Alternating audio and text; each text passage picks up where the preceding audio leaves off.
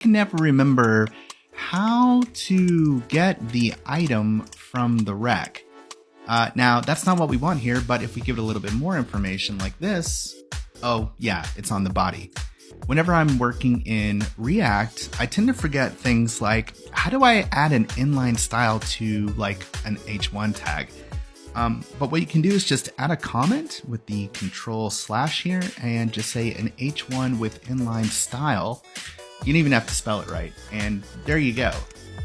And it's super helpful in CSS. I can never remember how to highlight a list item when a user mouses over it, but CoPilot knows. Or things like I can never remember how to get rid of the bullets in the list.